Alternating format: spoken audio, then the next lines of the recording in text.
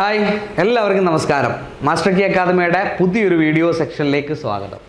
ഞാൻ ഇന്ന് നിങ്ങളുടെ മുന്നിൽ എത്തിയിരിക്കുന്നത് കേരള PSC ഏറ്റവും പുതിയതായിട്ട് പുറത്തിറക്കിയൊരു വിജ്ഞാപനത്തെക്കുറിച്ച് നിങ്ങളെ അറിയിക്കാനാണ്. ഏതാണ് വിജ്ഞാപനം? നോക്കിയേ, junior public health nurse grade 2. Junior public health nurse grade 2 ആണ് നമുക്ക് നോട്ടിഫിക്കേഷനായിട്ട് വന്നിട്ടുള്ളത്. നമുക്കറിയാം ഒരുപാട് നോട്ടിഫിക്കേഷൻസ് ഈ അടുത്തിടെ DME അടക്കമുള്ള നോട്ടിഫിക്കേഷൻസ് വരുന്നുണ്ട്. അപ്പോൾ ഇത് നേഴ്സുമാരെ സംബന്ധിച്ച്, ആരോഗ്യ മേഖലയിലൊക്കെ ജോലി ചെയ്യുന്നവരെ സംബന്ധിച്ച് ഏറ്റവും പ്രധാനപ്പെട്ടൊരു നോട്ടിഫിക്കേഷനാണ് ഈ junior public health nurse grade 2 എന്നുള്ളത്. അപ്പോൾ നമുക്ക് നോക്കാം എന്താണ് വിജ്ഞാപനത്തിൻ്റെ ഡീറ്റെയിൽസ് എന്ന് നമുക്കൊന്ന് നോക്കാം. നോക്കിയേ ഗസറ്റ് ഡേറ്റ് 30/12/2024 ഇന്നാണ് നോട്ടിഫിക്കേഷൻ വന്നത്. അപ്പോൾ നിങ്ങളുടെ പ്രൊഫൈലിലൊക്കെ നോട്ടിഫിക്കേഷൻ അവൈലബിൾ ആണ്. ഓക്കെ, നിങ്ങൾ പ്രൊഫൈലിൽ കയറി നോക്കിയാൽ നോട്ടിഫിക്കേഷൻ കാണാൻ കഴിയും. അല്ലെങ്കിൽ നിങ്ങൾ നോക്കിയേ കാറ്റഗറി നമ്പർ 520/2024 തൊട്ട് താഴെ നിങ്ങൾക്ക് സെർച്ച് ചെയ്യാനുള്ള ഓപ്ഷനും ഉണ്ട്. അപ്പോൾ നിങ്ങൾക്ക് ആ ഒരു കാറ്റഗറി നമ്പർ 520/2024 ഒന്ന് സെർച്ച് ചെയ്യുമ്പോൾ നിങ്ങൾക്ക് എന്ത് കിട്ടും?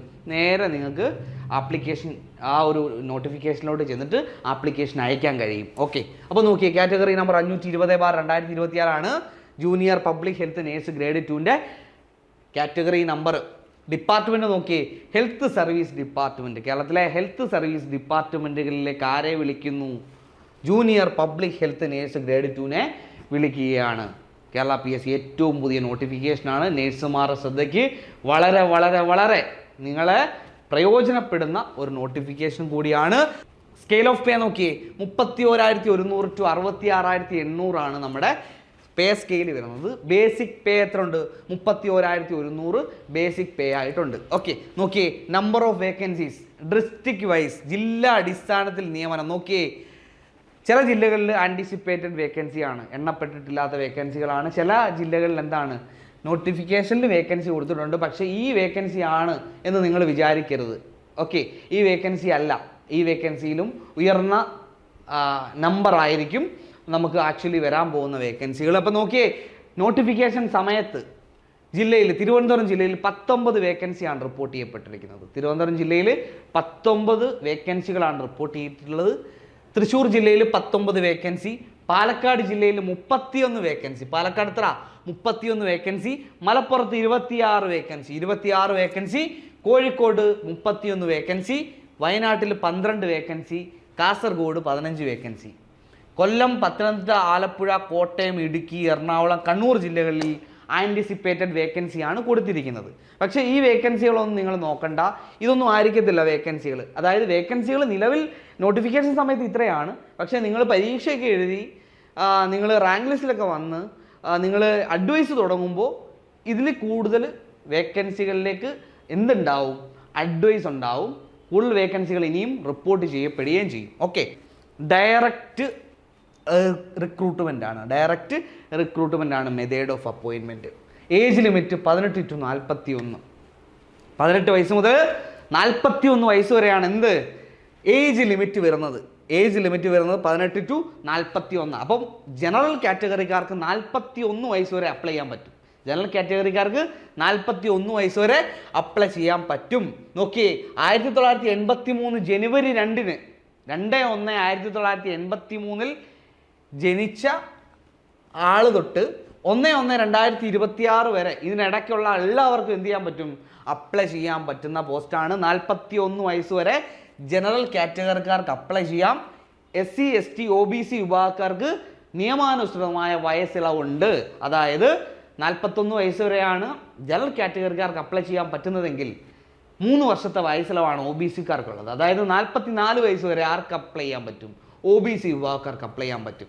SC ST വിഭാഗക്കാർക്ക് 5 വർഷത്തെ നിയമാനുസൃത വയസ്സിളവുണ്ട്. അപ്പോൾ അതുകൊണ്ട് 46 വയസ്സ് വരെ ആർക്ക് അപ്ലൈ ചെയ്യാൻ പറ്റും? SC ST വിഭാഗക്കാർക്ക് 46 വയസ്സ് വരെയും അപ്ലൈ ചെയ്യാൻ പറ്റും. ഓക്കെ, നോക്കിയേ അടുത്തത് ക്വാളിഫിക്കേഷൻ. ജനറൽ ക്വാളിഫിക്കേഷൻ വരുന്നത് 10ാം ക്ലാസ് ആണ്, SSLC ആണ് വരുന്നത്. അപ്പോൾ ടെക്നിക്കൽ യോഗ്യത എന്താ നോക്കിയേ? ടെക്നിക്കൽ യോഗ്യത നോക്കിയേ, ഓക്സിലറി നേഴ്സ് മിഡ്വൈഫറി സർട്ടിഫിക്കറ്റ്. അത് ആര് അപ്രൂവ് ചെയ്തേക്കുന്നതാണ്? ആര് ഇഷ്യൂ ചെയ്യുന്നതാണ്? Kerala nurses and midwives council apply ചെയ്യുന്ന 18 മാസം ഡ്യൂറേഷനുള്ള ആക്സിലറി നേഴ്സ് മിഡ്വൈഫറി സർട്ടിഫിക്കറ്റ് ഉള്ളവർക്ക് എന്ത് ചെയ്യാൻ പറ്റും?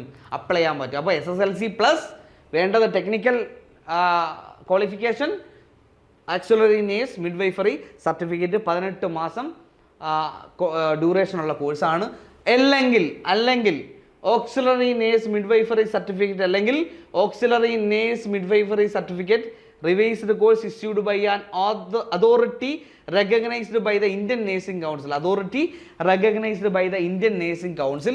അല്ലെങ്കിൽ അത് നോക്കി, അല്ലെങ്കിൽ health workers training certificate issued by the Kerala nurses and midwives council. അതിൻ്റെ കൂടെ മൂന്നാമത്തെ നോക്കിയേ, registration with the Kerala nurses and midwives council. Registration ഉള്ള നേഴ്സുമാരായിരിക്കണം. Registration with the Kerala nurses and midwives കൗൺസിലിൽ രജിസ്ട്രേഷൻ ഉള്ളവരും ആയിരിക്കണം. അപ്പോൾ സർട്ടിഫിക്കറ്റ്സ് നോക്കി. അതുപോലെ തന്നെ ഇക്വലൻ്റ് ഓർ ഹയർ ക്വാളിഫിക്കേഷൻ നോക്കാം.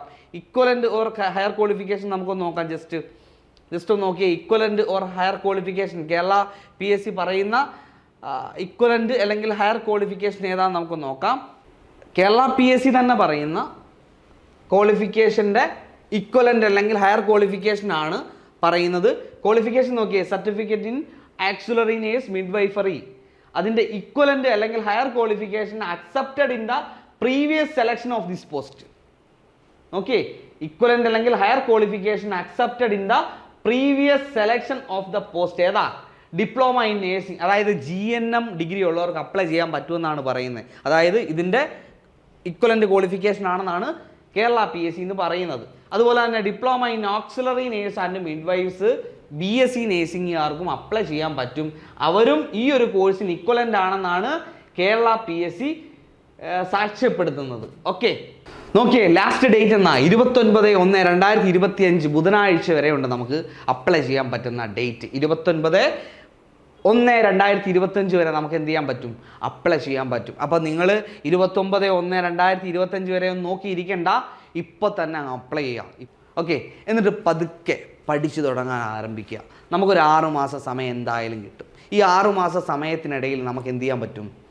നന്നായിട്ട് നമുക്ക് പഠിച്ച് സിലബസൊക്കെ അരച്ച് കലക്കി കുടിച്ച് നമുക്ക് ആത്മവിശ്വാസത്തോടെ പരീക്ഷയ്ക്ക് പോകാനും കഴിയും. Master key academy junior health നേഴ്സിൻ്റെ കോഴ്സുകളൊക്കെ ആരംഭിക്കുന്നുണ്ട്. അപ്പോൾ നിങ്ങൾക്കും ജോയിൻ ചെയ്യാവുന്നതാണ്. ഏറ്റവും ചെറിയ ഫീസിൽ ഉന്നത നിലവാരത്തിലുള്ള പരിശീലനമാണ് ഞങ്ങളുടെ വാഗ്ദാനം. നന്നായിട്ട് എല്ലാവർക്കും ഈ ഒരു പരീക്ഷ വിജയിക്കാൻ കഴിയട്ടെ, നന്നായിട്ട് പഠിക്കാൻ കഴിയട്ടെ എന്ന് എല്ലാവർക്കും ആശംസിക്കുന്നു. നേരത്തെ തന്നെ ഇത് അപ്ലൈ ചെയ്യുക, മറന്നു പോകരുത്. ഓക്കെ, അപ്പോൾ എല്ലാവർക്കും ഒരിക്കൽ കൂടി ആശംസകൾ.